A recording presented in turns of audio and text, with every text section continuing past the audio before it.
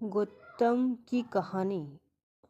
राजा सुशोधन द्वारा की गई व्यवस्थाओं के बीच काफ़ी लंबा समय बीतने के बाद जब सिद्धार्थ ने अपना जीवन में सच्चाई के दर्शन किया तब उन्होंने समझ में आया कि असल में दुनिया कैसी है। सिद्धार्थ के पिता ने उनके लिए व्यवस्था की थी, असल जीवन में उनका कोई लाभ नहीं था, क्योंकि बाहर से आप भले ही सुख को अंदर आने से रोकने में सफल हो जाएं, लेकिन दुख का विचार लाने वाला तो आपके अंदर ही है।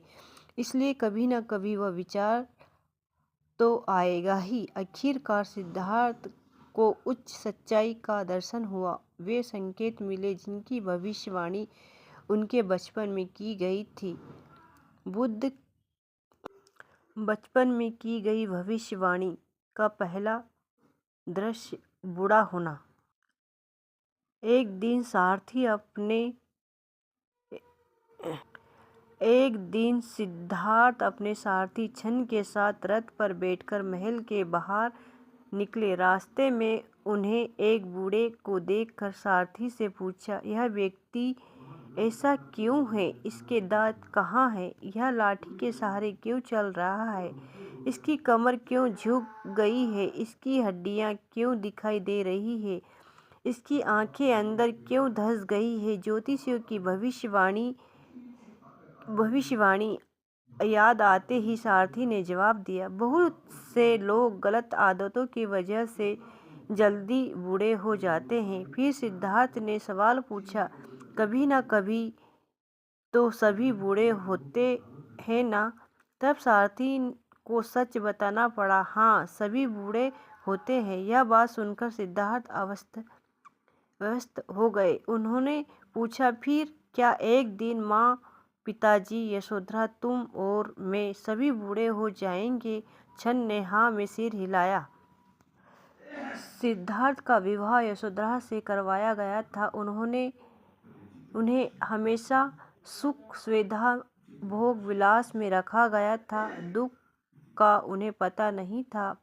अतः पहला दृश्य उनके लिए अति विषाद का कारण बना। वे महल लौट आए। सुशोधन को जब पता चला तब उन्होंने सिद्धार्थ के लिए कई उत्सव का आयोजन किया। उनके मनोरंजन के लिए नृत्य को बुलाया गया, लेकिन सिद्धार्थ गौतम का व्याकुल मन शांत न रहा तथा कुछ समय बाद दूसरे संकेत से उनका साक्षात्कार हुआ। दूसरा दृश्य बीमार।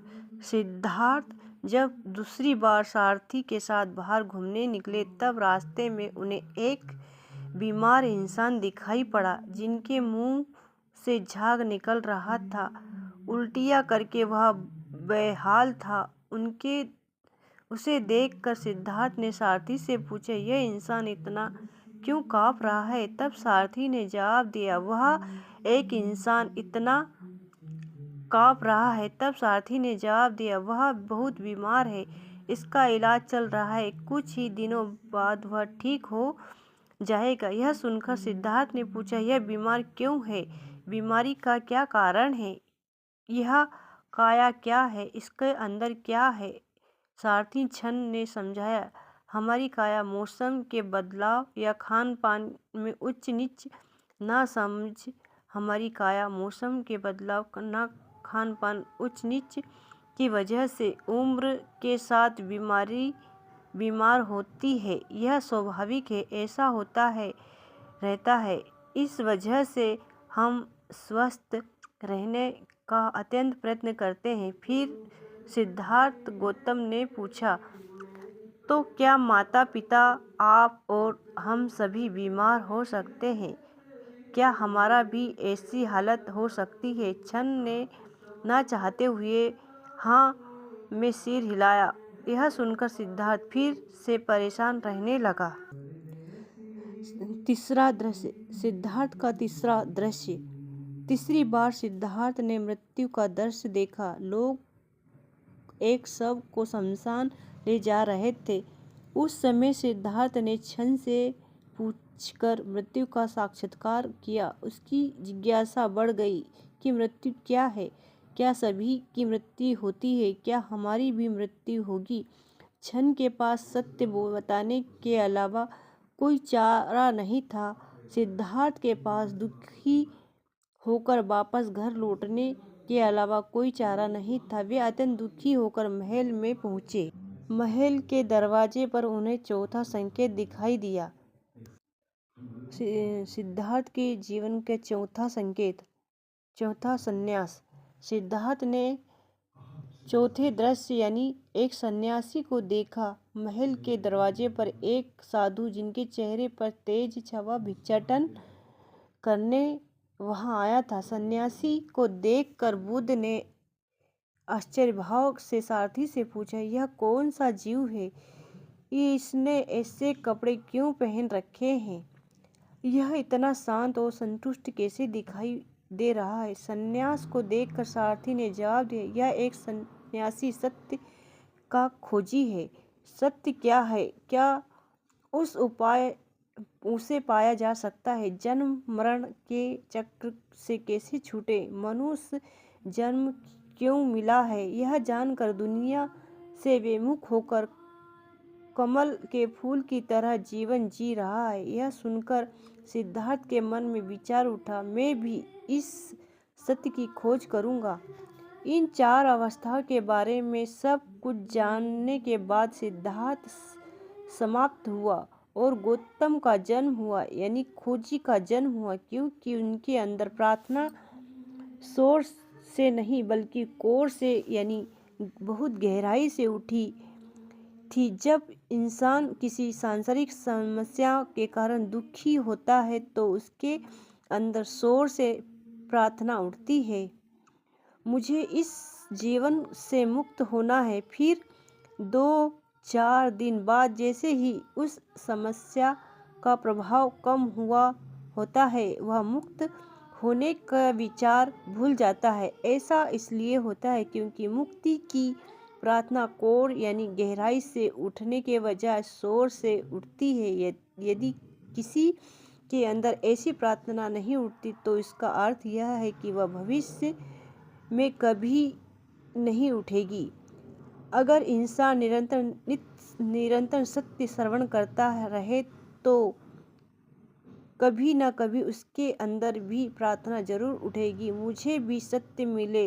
इसके बाद ही जीवन में अगला दृश्य आने की संभावना तैयार होती है, वरना कोई संभावना नहीं है, क्योंकि माया में क्षणिक राहत देने वाली इतनी चीजें हैं कि इंसान का ध्यान इस ओर जाता ही नहीं। इससे परे भी जीवन में कुछ है। जैसे जब एक डॉक्टर की दवा काम नहीं आती तो इंसान फौरन दूसरे डॉक्टर के पास पहुंच जाता है। उसी तरह जीवन में भी जब इंसान का किसी एक चीज़ से राहत पा लेता है तो उसके अंदर फौरन दूसरी राहत की चाहत जग जाती है। जैसे पीने के लिए वह किसी अन्य चीज़ के पास चला जाता है, इसी तरह वह जिंदगी भर दौड़ता ही रहता है। इंसान का पूरा जीवन इस भाग दौड़ में ही समाप्त हो सकता है, लेकिन खोजी बनने के बाद उसे पता चलेगा, मुझे ऐसा सत्य चाहिए जो मुझे मुक्त कर दे। यही गौतम के साथ भी हुआ। 4 संकेतों के पश्चात गौतम का जीवन गहरे मन में डूब गया। महल में रहते हुए भी उनका ध्यान वहाँ नहीं था। उन्होंने मनोरंजन उत्सव कला भोज अति सभी नीरस लगने लगा। जिस दिन गौतम की पत्नी यशोधरा ने राहुल को जन्म दिया, उसी दिन अंतिम सत्य को तलाशने के लिए गौतम ने महल छोड़ने का निश्चय कर लिया। यशोधरा और राहुल को देखकर वे आखिरी बार महल गए जहां माँ और बेटे सोए थे। माँ का हाथ हटाकर उन्होंने राहुल का चेहरा देख सकता था। गौतम अपने उस बेटे का चेहरा देखना चाहते थे जिस के जन्म पर उन्होंने सत्य का रास्ता चुना था, लेकिन इस डर से कि कहीं हाथ हटाने से यशोधरा जाग ना जाए और मुझे रोक ना ले, सिद्धार्थ गौतम ने बिना राहुल का चेहरा देखे महल से विदा ले ली। सारथी छन्न और घोड़े के साथ वे महल से दूर निकल गए। राज्य से बाहर निकलकर